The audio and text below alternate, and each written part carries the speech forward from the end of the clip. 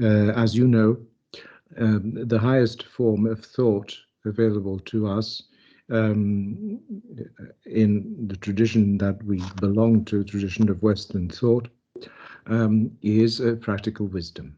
That is the understanding that has been kept and passed on to us, even in a personal level. I remember, if I may put it on a personal level, having the same talk with Dalibor Vesely.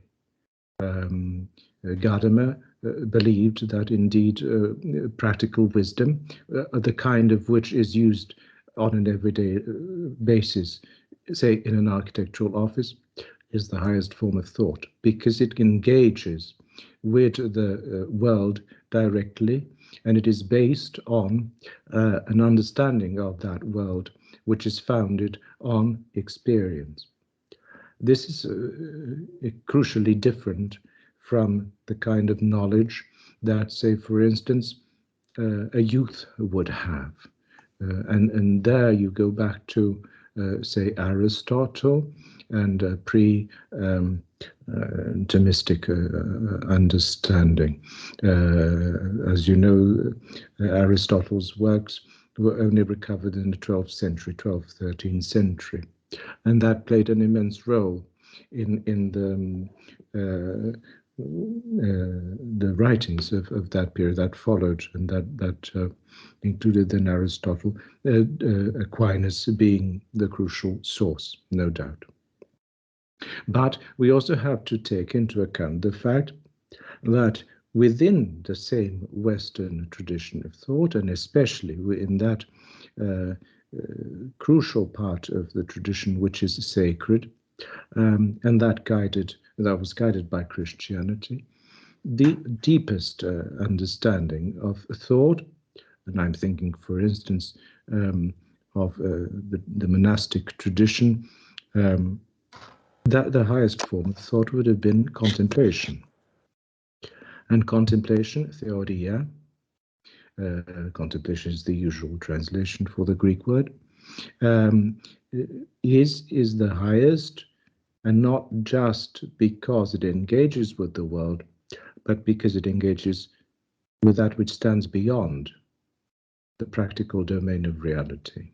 So there is indeed a great deal to be said about this difficult relationship of wisdom to truth, because it's really a tension, I think, in my own understanding.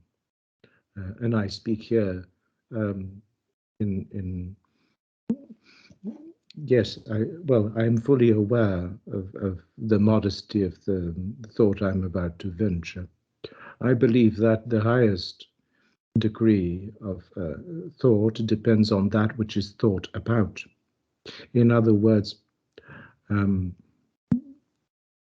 think of the lowest of things in this world describes the type of thought we are having, just as thinking of the highest things. So the highest form of thought, in my view, is the thought of God. There is no highest thought available to us. It is not possible. And so to think of God is, in truth, to think of prayer. And so I would say that the highest form of thought available to us does not depend on one's own ability, but depends solely on one's faith, and rests entirely in the hands of God. It is entirely up to God to carry out the task of thinking. And so I agree with what someone once said, that we don't come to thought, thoughts come to us. This is entirely true. But then that also means that thought does not depend on each of us. It depends on thought itself. And so I would say that, unlike Heidegger, being is not the most fundamental question that should be asked, but that which stands before being. And the word that is used, of course, in our own tradition, the Latin word for that is esse, presentia, presence. Presence is that which stands before being, esse. And we say it, of course, in metaphorical terms. But those metaphorical terms are the ones that refer to that which is real and true and substantial. And in doing so, our thought stretches to the very limit of what we can articulate. Beyond that, we cannot say.